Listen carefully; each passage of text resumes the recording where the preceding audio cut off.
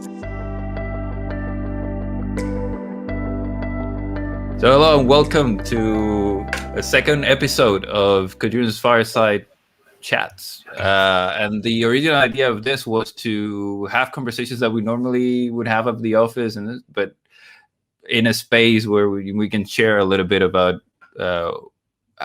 how we think about some of the things that we think when we do.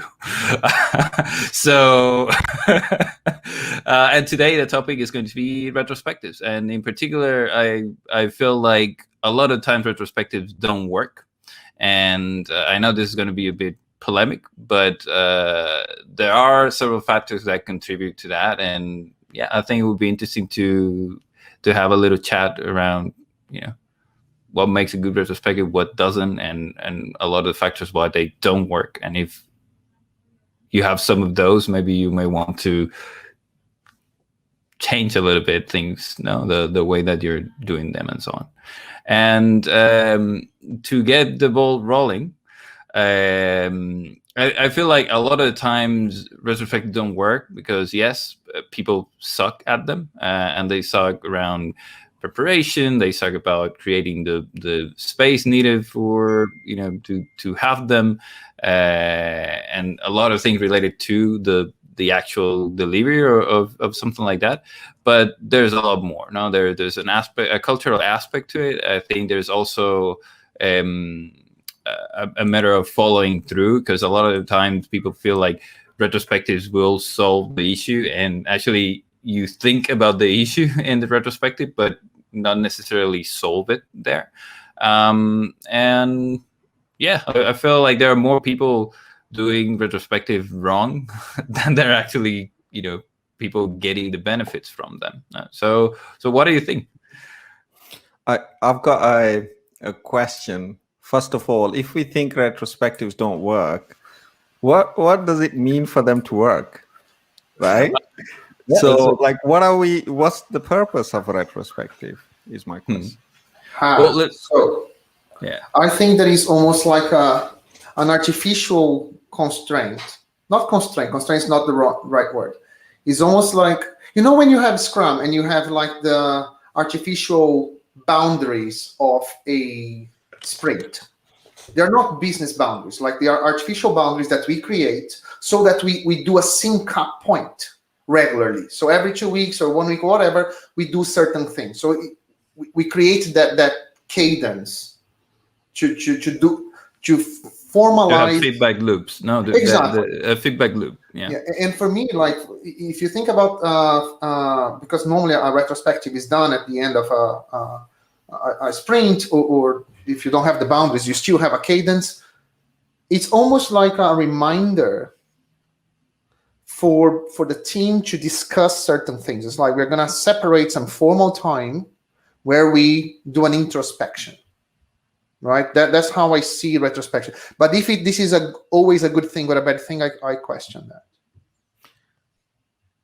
Yeah, it's the idea is to look behind you and see, what went well, right? And what didn't go well, and try to enforce the things that are working and course correct where things are not working. Yeah. So the cadence, I guess that's one. My question was a bit facetious because I guess from a, Scrum materials and other, primarily I think, it comes out of Scrum. I don't know actually where retrospectives. I know it's definitely part of Scrum, but I don't know if it's part of any other methodology or in any way formalized as a retrospective. But my point is that it's meant to kind of provide you with a checkpoint where you can look back and see where you need to course correct, right? But is that the only reason that you would have a retrospective? A reflection can achieve many things. Sometimes it's just a bit cathartic, right? So if we are doing a retrospective as an exercise in, kind of making ourselves feel a bit better, because often it turns into a bit for, complaining. Venting. No? Yeah, a venting thing, right? Now, a lot of the times people say, well, it must not be, you should not do that. You should not just use it for venting, right?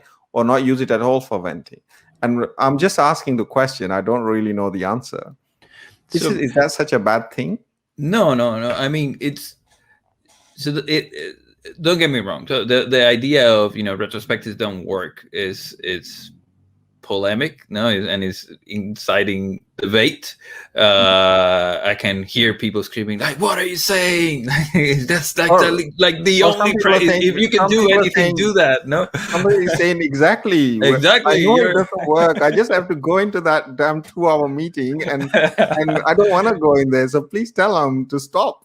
Exactly. So you're right. From my perspective, it's all about what the purpose is, no, and I feel like within all the cargo codes that has been lost, right? That whole idea of that feedback loop, or the possibility to reflect and finish the learning, because for me that feedback loop is a learning cycle, no, where you kind of examine from acting, no, what happened, and then based on that draw conclusions and act again, and like you're adapting, no, as you were saying, and that gets lost, and it gets lost in the games that we use internally, or while we're facilitating and making it something fun and so on, and it gets lost in actually focusing on the things that will help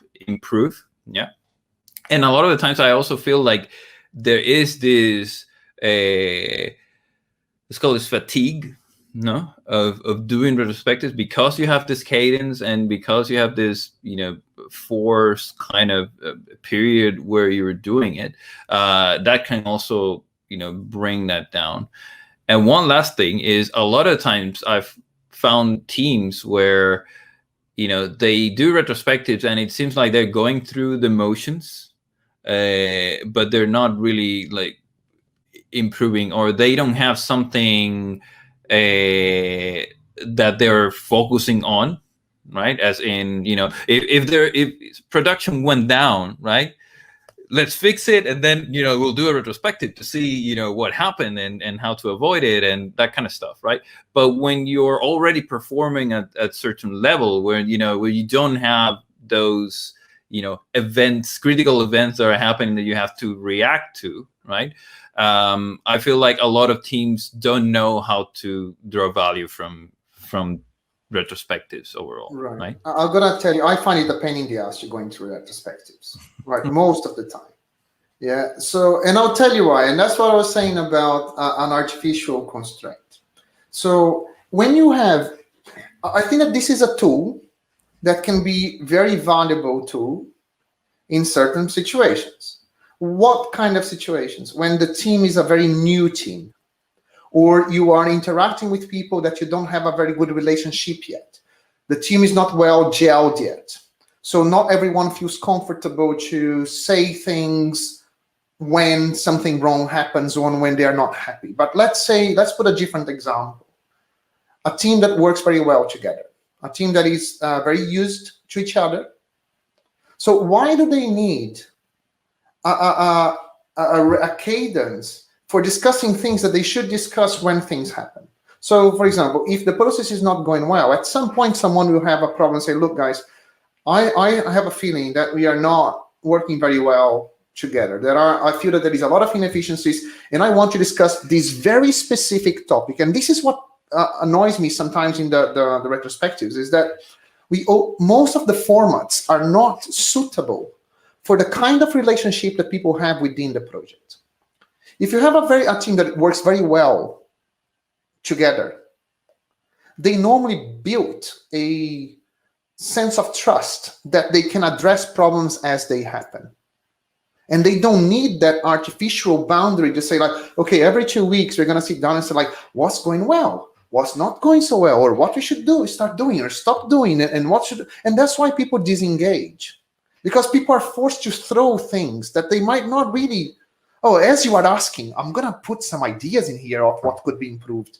but it's not something that they really feel that they should address. Because if they felt that they should address that, they don't need to wait for the retrospective. And so for me, I see that as a tool for teams that are still trying to get there, and you create a space, a more where everyone can have a voice. But for teams that are very used to each other, I find it just a pain, basically, because we end up not discussing what we should really discuss. So. It's very interesting. I would agree with it and also disagree with it. Excellent. That's why we are here for. So one thing is, it's a pain. There is a cadence. You go in there. There is a kind of a formulaic thing. By the way, we'll come back to this whole idea of focusing on fun, because I think you contradicted yourself in there. But I'll come back to that.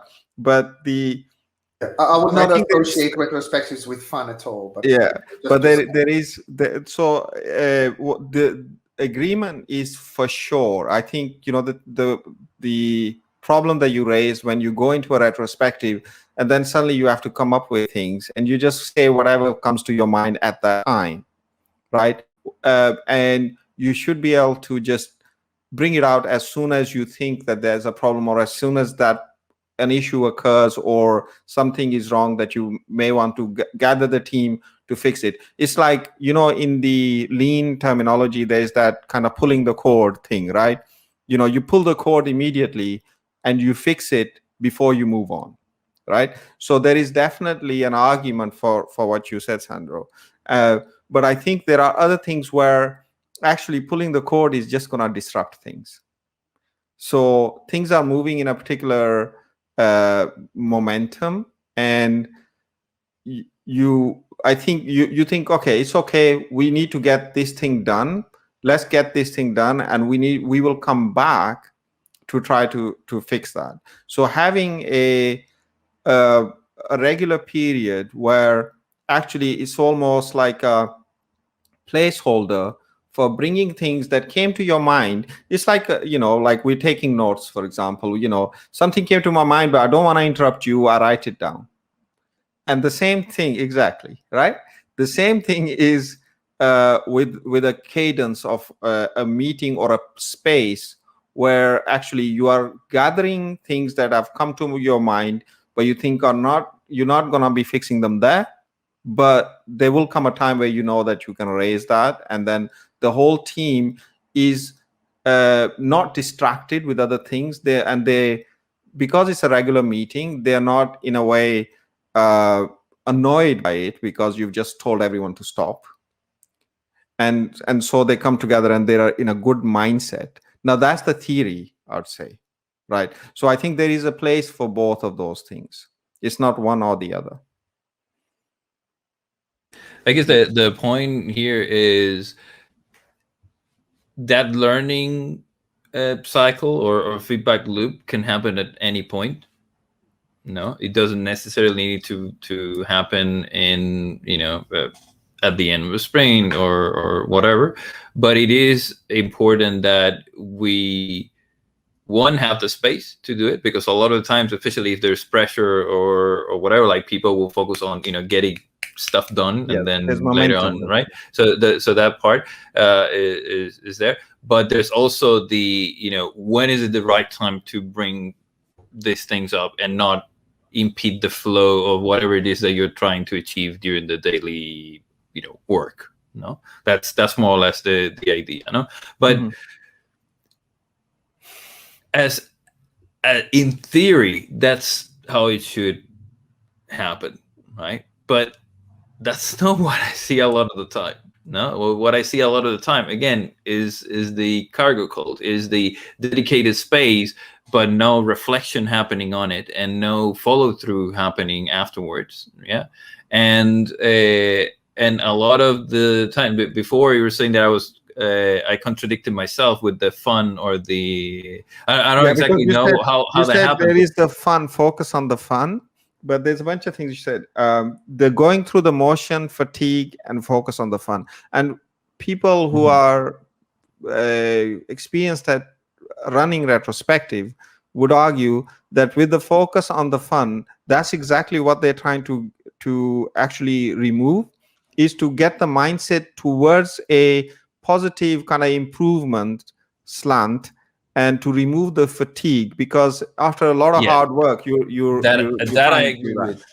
That I agree with, and it's not that having fun in a retrospective is wrong. That's not what I was trying to say. Is when the cool exercise or the the theatrics become the main and at the end in itself, and that is, you see that a lot of the time, right? Like as a Scrum Master or whoever, agile coach, whatever, a lot of times there's a lot of focus on that aspect when you're not doing it, right? So it doesn't about the really facilitator rather than the team. It becomes sometimes about the it's like the people like enjoy my retrospective and so on, and sometimes it's not about enjoyment. If we have difficult things to talk about, let's just talk about those things. And right, and this brings me to another aspect of that, which is before, Sandra, you were saying people can express their opinions and so on.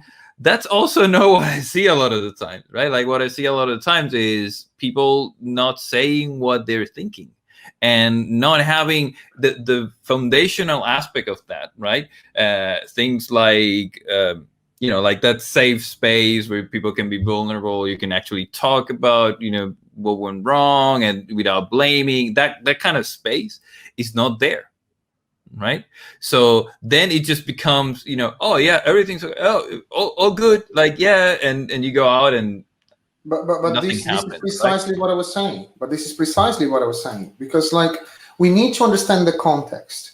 If it's a new team and whoever is managing that team, or is outside, like a Scrum Master, an Agile coach, or I don't know. So they realize that the team doesn't have a good dynamics among themselves, and they realize that things are not going so well. Then creating that space where they facilitate that conversation so things might emerge is a good thing to do. If it's going to happen, I have my question, because like if people are not saying that things, because for me the root cause is still not being addressed. And that doesn't mean that just because they're going to have a retrospective and putting post-its of what went well, what went badly, or whatever changed, people will magically start feeling comfortable to say what they should have said way beforehand. So this is a problem that I have, that I don't think that they address the root cause. If the problem is lack of trust, that again, which is a very common issue, by the way. Yeah. So and lack of trust is not like normally one person against the team. Is normally they are one person with the other, right? So that they're not like, I don't feel comfortable to say anything about in front of the whole team. They might have a few other issues with a few people. So I don't think the retrospectives address that, and they become very robotic. They don't achieve what they were supposed to achieve most of the time if the problem is trust.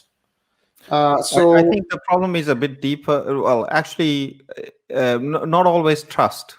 The problem is a bit. The problem is related to a culture of candor, right? You may trust each other a lot, but actually, in culturally within the team and within society where the team kind of exists in that context, saying something directly, something bad directly to the other person is, or something that may put the other person in somewhat of a back foot. You don't want to say it, because and British culture is a terrific example of that, right? So it's not that you don't trust the person, it's just that culturally this thing is not said. And I think there is a lot to be said about candor, and candor is a skill. Being able to be frank without either feeling unsafe yourself that someone might take offense, or someone actually taking offense. That culture of candor is a basic skill that the team needs to have.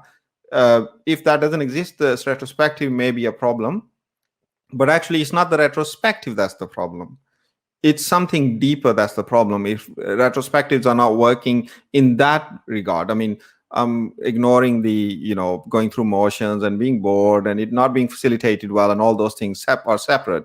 But the trust thing, where that stops people from saying what they really want to say, is actually a skill. And I think we just automatically assume that people have that skill, and so they will come out with it in the retrospective, and it doesn't happen. I would also add to that if you don't have that base, that safe space where people can talk things through and so on, it's going to be very hard to get to build it doing retrospectives, 1 hour every X amount of time, or 2 hours every 2 weeks, right? Because that trust and that space needs to be there throughout all the time, basically, for the team to be able to perform, right? And this is another mistake that I see people doing. Like sometimes I find people, let's do a safety check, like the temperature check, how well do you feel, speaking today, and then a lot of ones to come in, but well, it's anonymous, let's move forward. No, don't move forward, because what that is telling you is whatever you do after this is not gonna. Well, but the safety check in itself has the same problem, because people are not like, if you think, oh, you know what, like, how am I feeling? I don't want to be here, but I'm not going to say that to people. I'm not going to say that. Usually, if people are going to see me, do you feel safe to say the wall or whatever, right? Yeah. Do you feel safe to give your opinion? Yeah. Exactly. Of course. Right. Exactly. Yeah.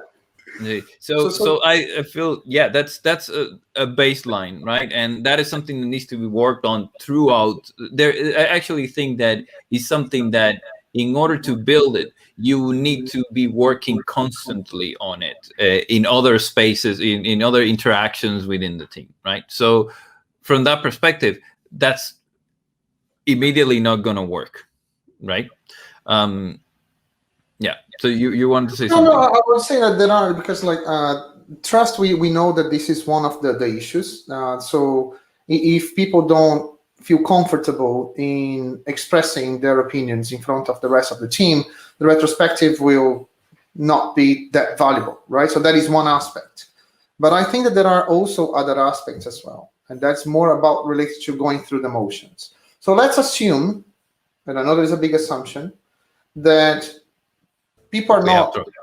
We have that trust, and people are not worried about sharing their views, right? Let's say, for example, the three of us, right? So we are a team, yeah?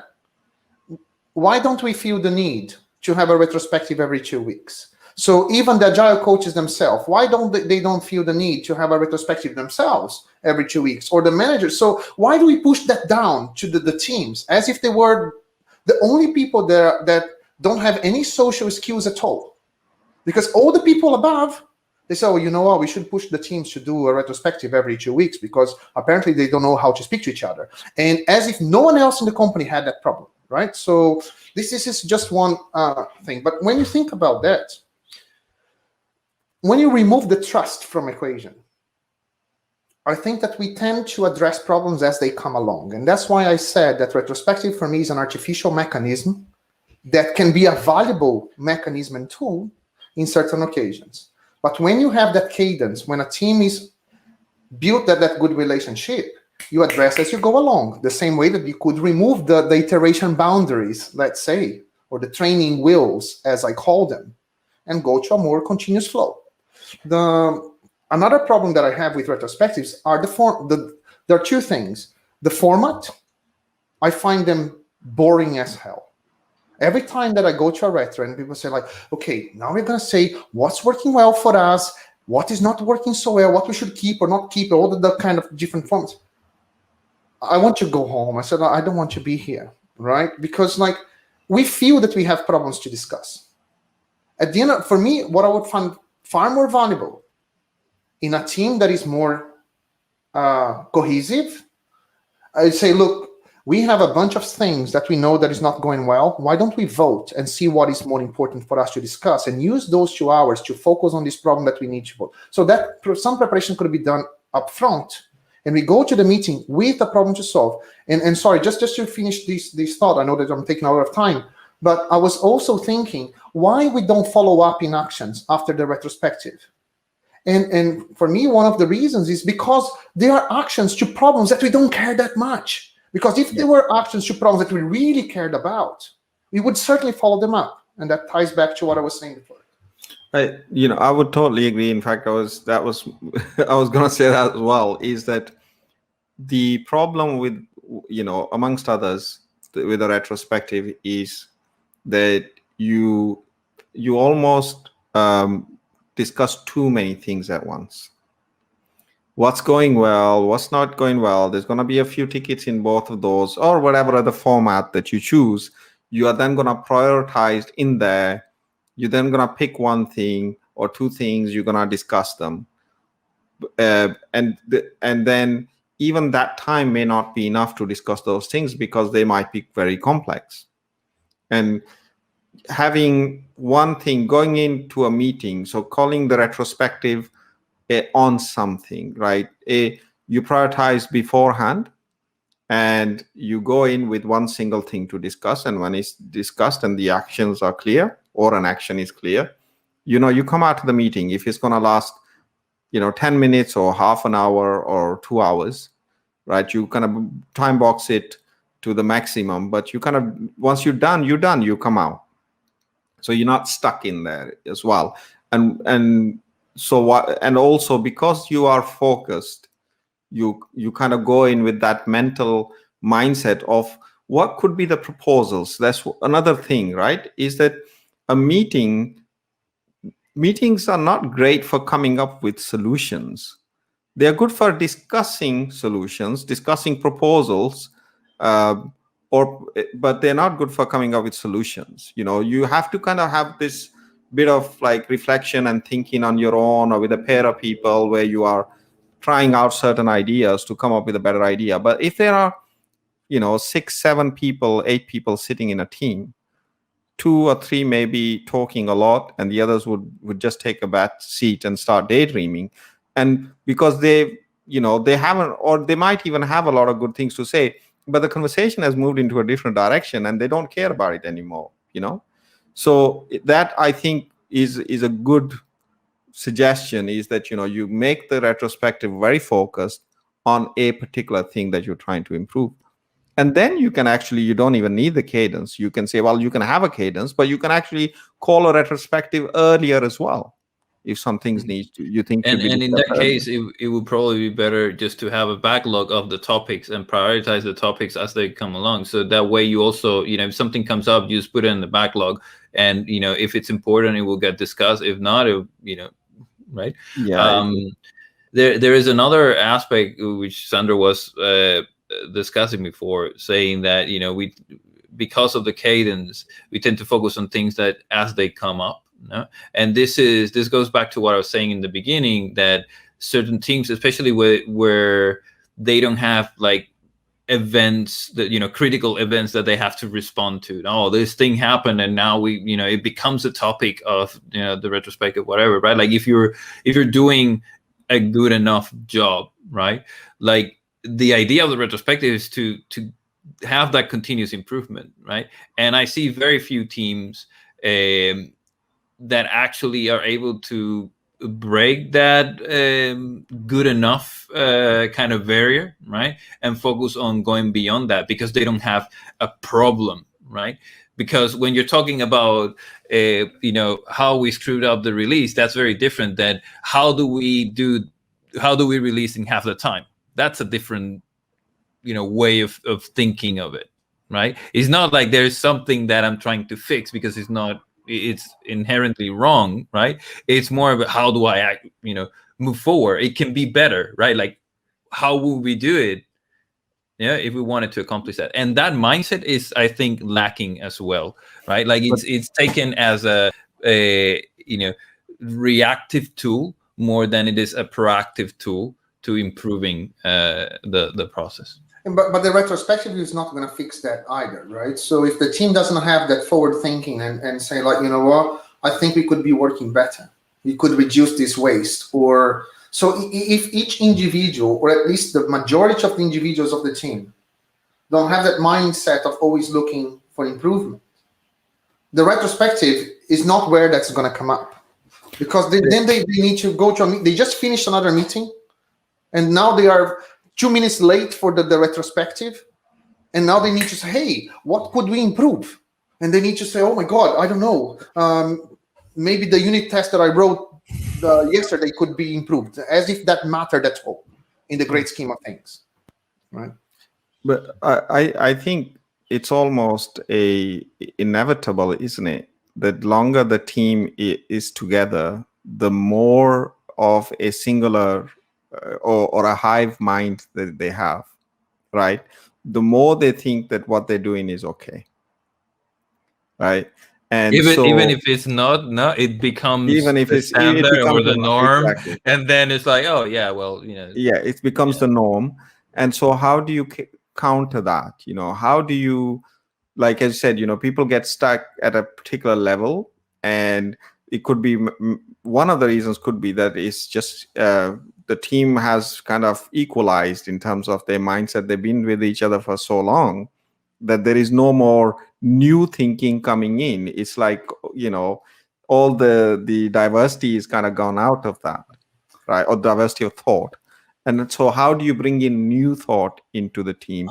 How do you kind of kind of look at the team, or allow the team to look from a different perspective?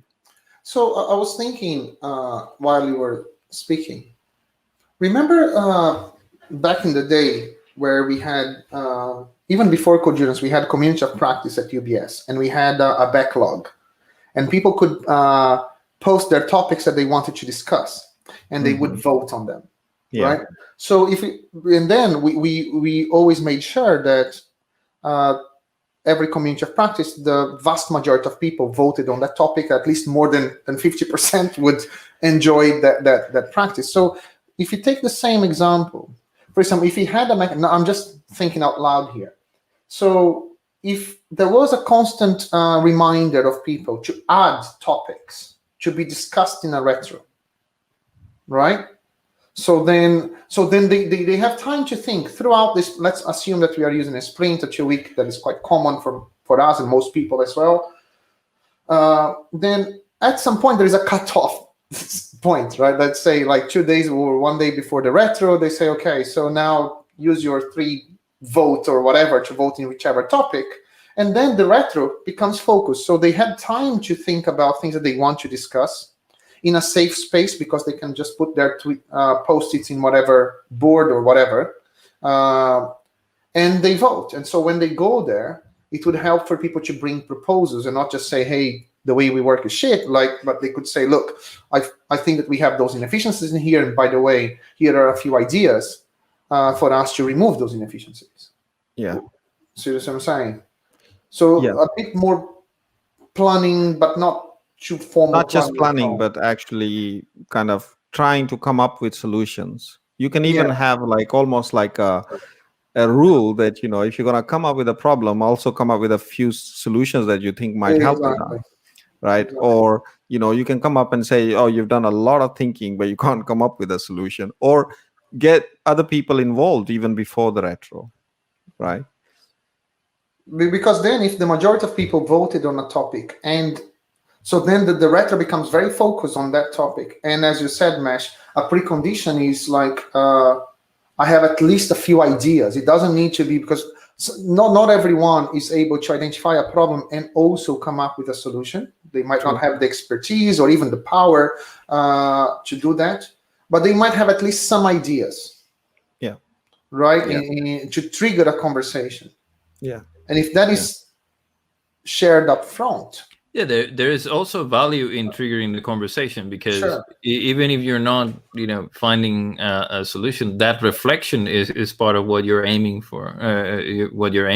No, and people lose sight of that. No, when you're learning in a group, there is also this part about sense making. No, about understanding what happened, so having that common shared vision of what happened, and then making sense of what happened, because what could be great for one person could definitely be, terrible for another, right? And when you put those things together, then you realize, things are not working that well, or you're not, no, like there is this mismatch, no, between what I thought or what I saw, no, and there is also this incomplete information aspect, no, like I only see my part of, the elephant, right? Like people usually describe it as an elephant, no? Like the blind people touching the leg of the elephant, or the trunk, and so on. So it is part of that. There is value in putting all of that info together and having that reflection and thought, no,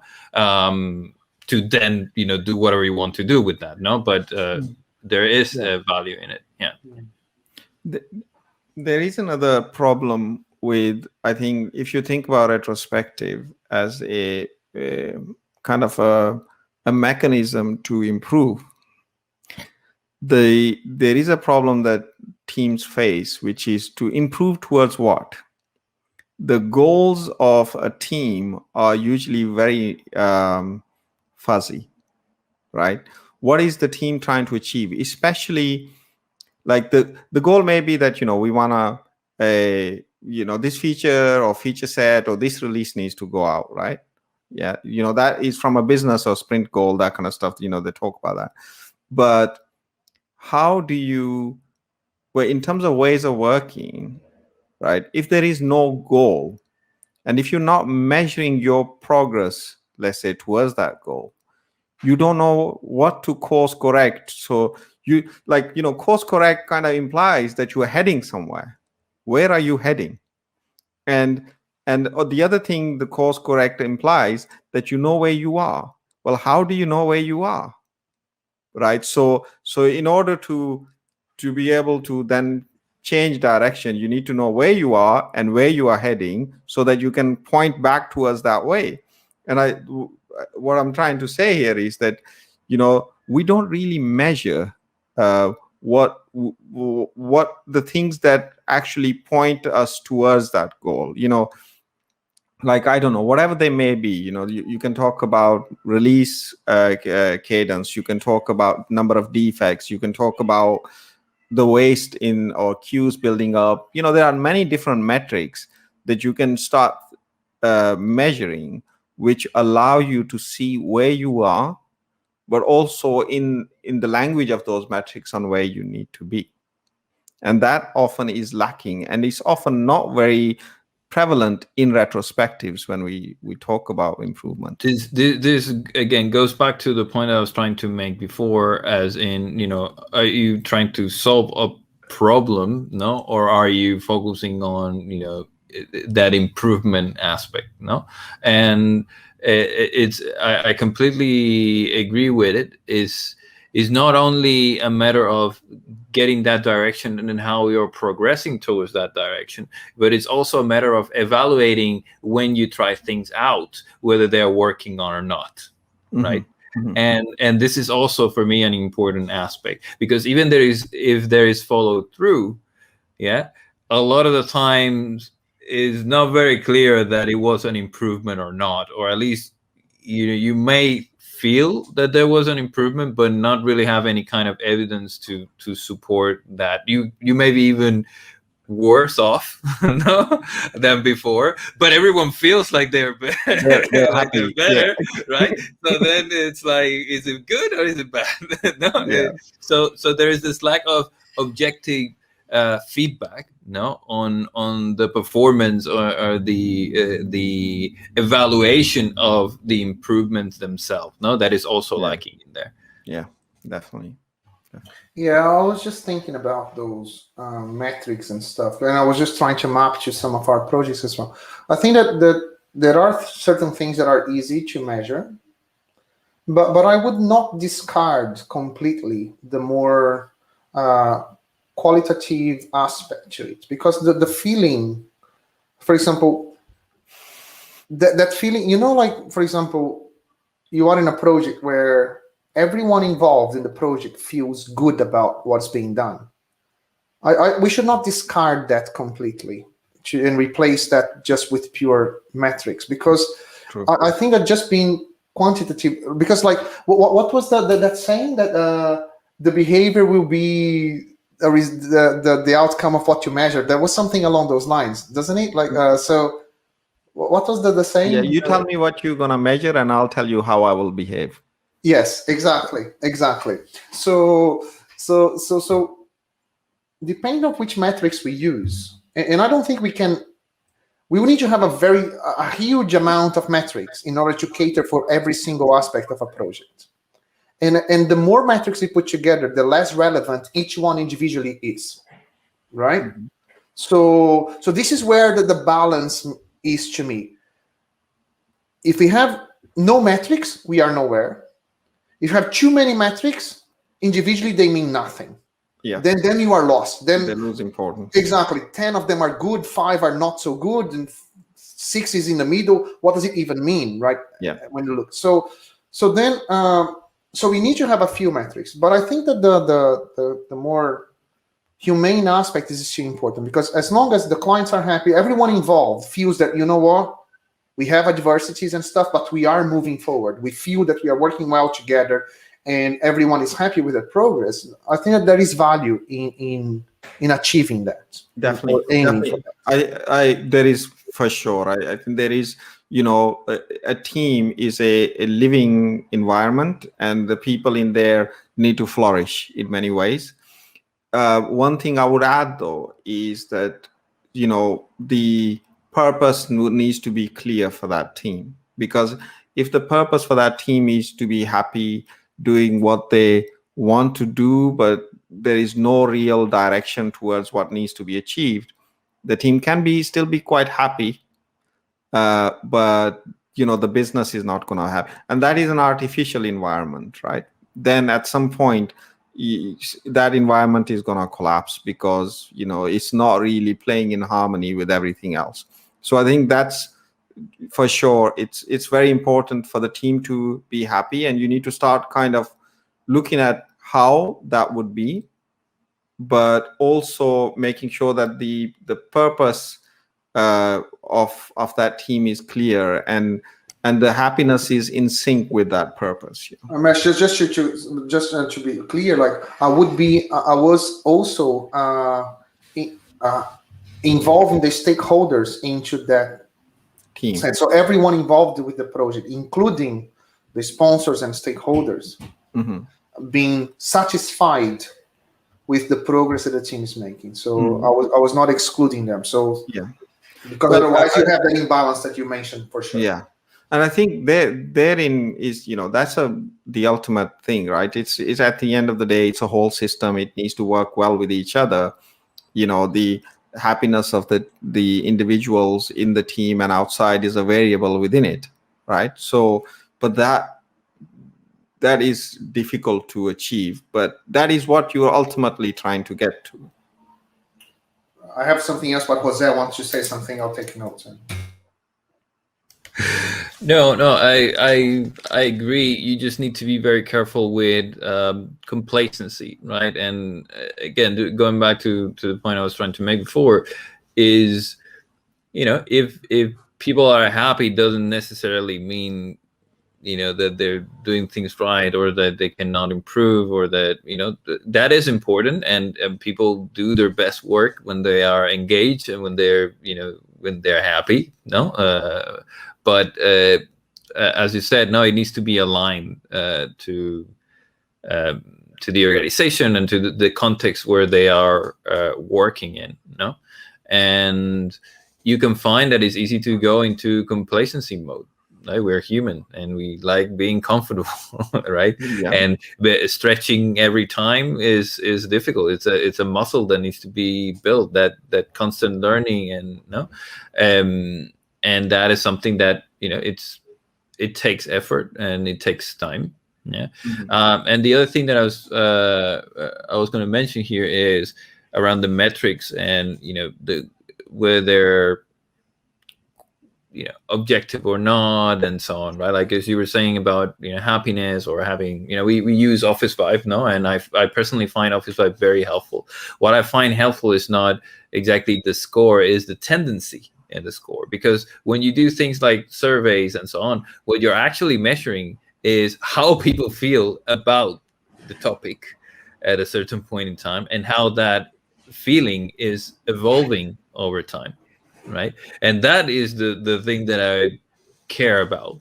No, that's the thing. Is it going up? Is it, is it dipping? Is it independently of, by how much, right? Because every team is different, and a 10 or a 9 or whatever is going to be different for everyone. But there is value in having that. You can still treat it a bit objectively, if you know what I mean, right? Like it will tell you how things are evolving without actually being,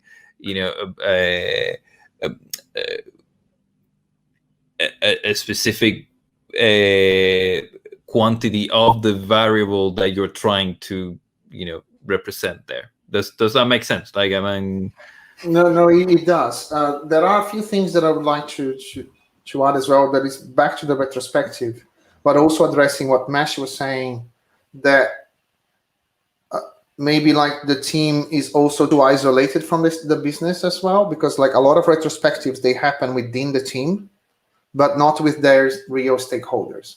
So then, for example, then there's the complacence as well, as you were saying, Jose, that the team might be in their own bubble, right? But not really getting the feel of whoever is sponsoring that project or paying for that project, how they are doing. Because at the end of the day, like, of course, that we all want to be happy at work and then have a very healthy team, but we're not paid to be happy, right? That's the truth. We're paid to do a job, and we should not lose sight of that. It's better when we are paid to do a job and we are happy doing that job. That's the ideal scenario. But like in the retros, it would be good, for example, as we do demos, but we could not always, we have all the demos, all the people involved in the demos as well. So it would be good also to regularly get feedback from the sponsors, from the main stakeholders, in how they feel about the progress of the team, and then have a retro according to their feelings. Because like we can be very happy and patting ourselves on the back and say, hey, I think we're doing it great as a team, and the business is planning to can the project because it's becoming too expensive and we're getting nowhere, right? So that disconnect needs to be addressed, and if we had more regular feedback from that kind of people, we could use them in our retrospectives to address a much bigger problem. Mm-hmm.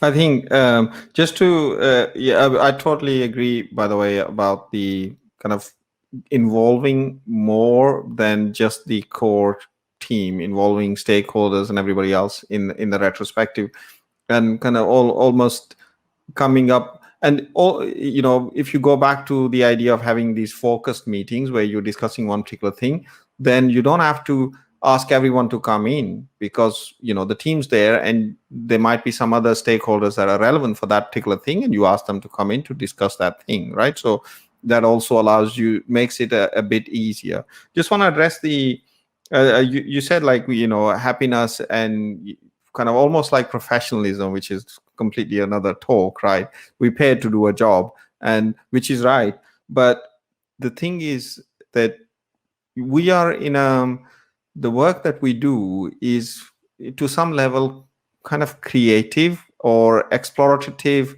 and it in certain ways, if you are not really happy in the job, it becomes quite unsustainable to do a good job, right? Even if you want to do a good job, because there is, like, if you are aligned and you are happy doing what you are doing, you will do a better job than if your own mind is fighting with you while you're doing that job, right? So I think happiness is an integral part of doing a good job.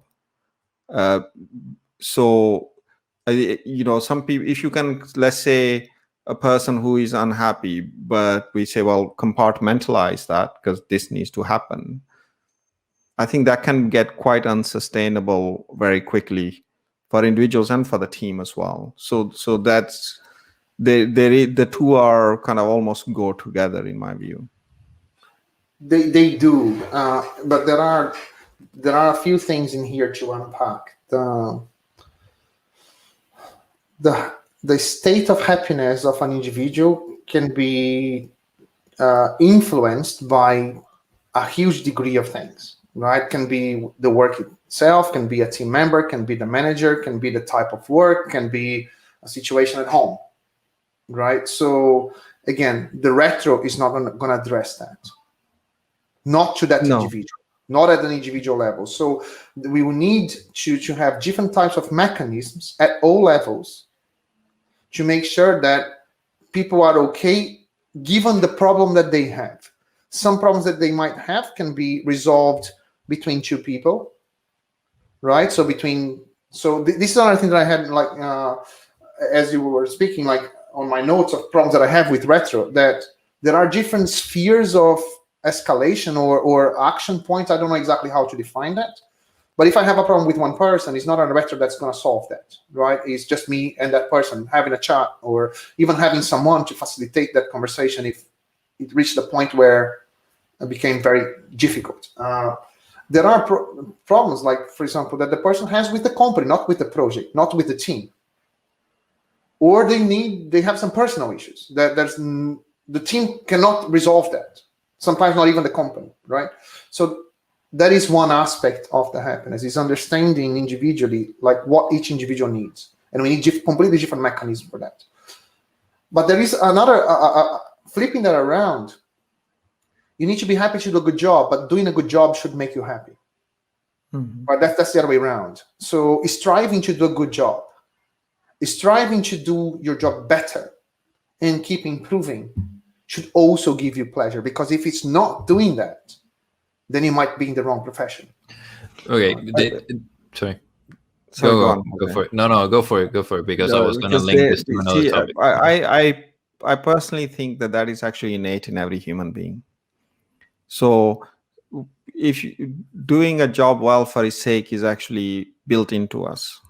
And often when we are not happy is because other things have got in the way, that we don't have, people talk about flow and a lot of things, and I did a talk on it a long time ago, which is that it is actually innate that we want to do a good job.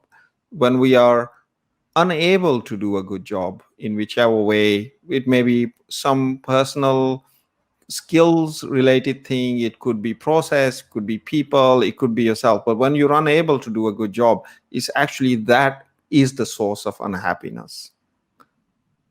And so it's not that I don't want to do a good job. In most cases, people want to do a good, and in fact, because you can't do a good job, can lead to unprofessional behavior. Because you're not finding your happiness in there, you're not able at some level to do that, you move on to something else, and you don't even want to go there, you don't even want to do it, and you're kind of watching the clock, or you're avoiding certain things that need to be done because it presents certain blockers in the way that is not allowing you to do a good job. Sorry, Jose. I understand your point, right? And to a certain extent, I can't even share it. But I feel like happiness is a very personal thing, and what we derive happiness from is also a very, personal thing. And for me, it has to do with values. Yeah, and this is where I think the culture of the organization and the culture of the team and this kind of stuff really affects. If just to give an example, we just talked about mastery, autonomy, and the purpose, this kind of thing as drivers for that motivation.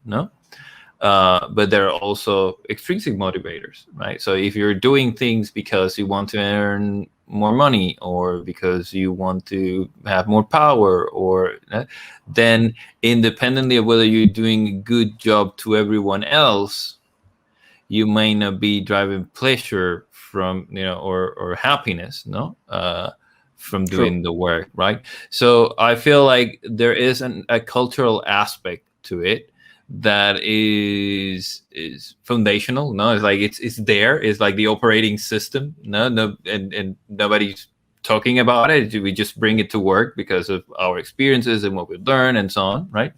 And that plays a big part on that, right?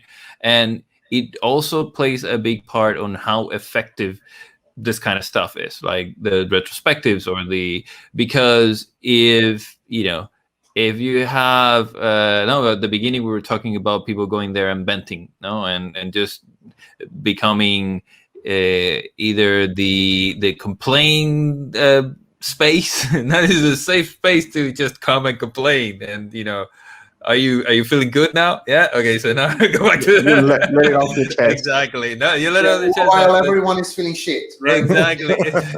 No? Or blaming. No, that's another aspect. I think it's very much behavioral, cultural. No? And it is something very easy to fall into, right? As humans. Now it's like, if there is weakness, and as a social, like, people will tend to focus on that. No, we are pack animals, so to speak. No, the same, with blaming or with feedback. No, before we were talking about it's a learning process and so on, but having that that culture where people are asking for feedback, or they are looking for that feedback, even if it's not someone telling you, right? Even if it's looking at metrics, or even if it's how are we performing, how are we, like that, looking for it instead of having someone tell you, right? Or teaching people to give better feedback, instead of teaching people to ask for feedback, right? I feel all of those things play a big role in making sure that these things are effective, right? Because if that foundational aspect is there, you can have the worst facilitation in the world, no, and still get pretty good results from it, no, and still derive some sort of value of that stuff, right? And I think that's a point that a lot of people miss, right? Like they focus a lot on the process, right? We go and we do, and now we're gonna set up the thing, and then we're gonna explore and do the brainstorming, and then we're gonna discuss, and then we're gonna select, and then we're gonna choose. Like there's this whole structure to how you're supposed to run the meeting, yeah. But the underlying stuff that you need in order to make it work is not there. Yeah. Right. And this is a big part of that, I think. Yeah. So we are reaching like almost like an hour, so maybe it's time to start wrapping up. I guess we had like a few things that we mentioned. I think we have a lot of topics to discuss. For example, there was one thing that you mentioned, Mesh, that we could take to another episode is, for example, that everyone wants to do a good job, right? So you mentioned that, right? So that everyone normally is trying to do their best.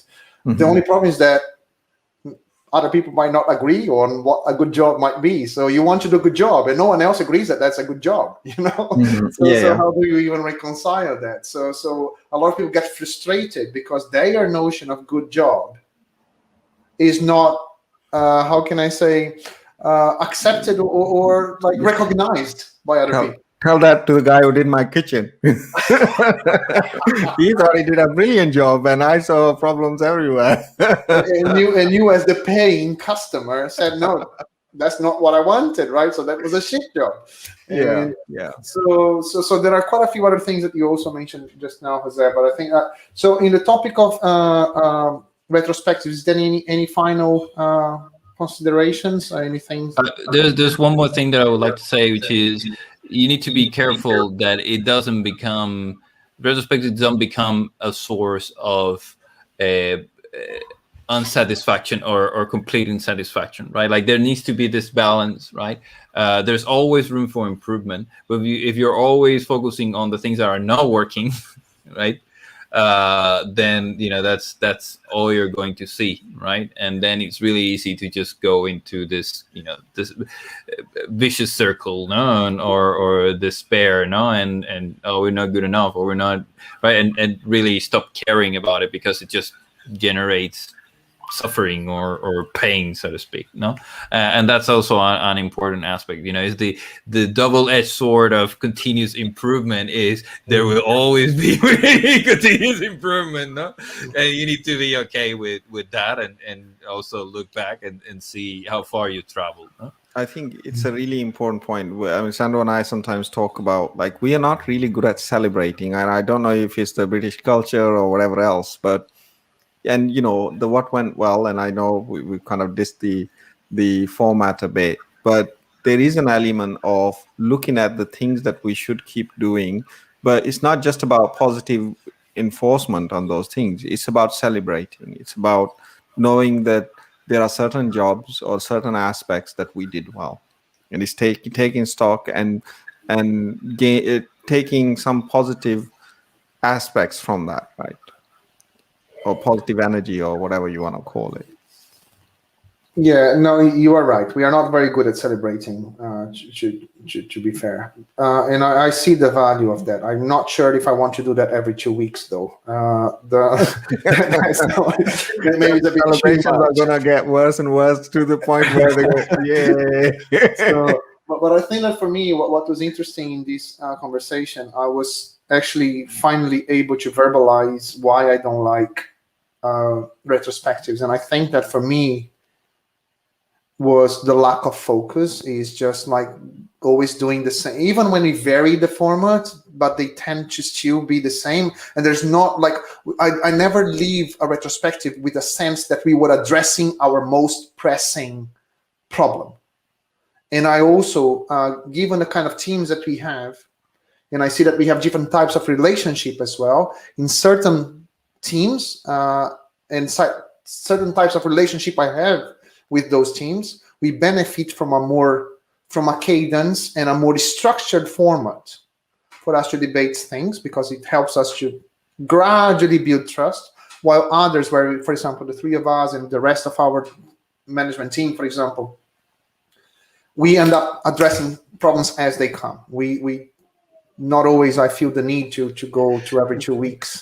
We also sometimes don't have the luxury of waiting to address them. Yeah. It's like it comes up, it needs to be handled now. So that is true. But I think that there is an element of that. I think that like a healthy team doesn't need artificial and repetitive tasks to address problems. They reach a level of maturity where they reach that point where they address as it comes, and they have that continuous flow, not only to deliver things, but also to address issues, right? So I think that's probably how I feel. I guess this is a good note to end with, because at the beginning you asked, Mash, what does it mean to have a good retrospective, or that a retrospective works well? No. And for me, I guess it would be that learning aspect, that you're actually able to improve on whatever it is that you're retrospecting on, right? And for that to happen, there's lots of things that need to be there. We've discussed a lot of them, but if the end outcome is that the team is not getting better, or is not dealing with the topics or the issues that they need to be dealing with in order to do their best or to perform at their best, then it's not working. That's what I would say. Yeah. Okay. I think that's a good way to conclude it, isn't it? Is that you're going back to that course correction, that where you are correcting that course to, and you've nudged yourself towards that direction, so that you are better, so you're better equipped to achieve your goals, right? Yeah. Right. And Jose, just before we finish, I would like just to remind people that might be watching us, like if they like this conversation, they could just subscribe to the Codurance channel, right? Put the thumbs up in there, but also add in the comments if there is any topic that you'd like us to debate. Basically, we want to do this more informal chat, pick a topic as we normally do after working hours, once a week or twice a week, and just have a chat. So if you have a topic that you want us to cover, let us know in the comments or something. Yeah. So you heard Sandro? like, subscribe, leave comments, and well, see you in the next session or next episode. Thank you for listening. All right.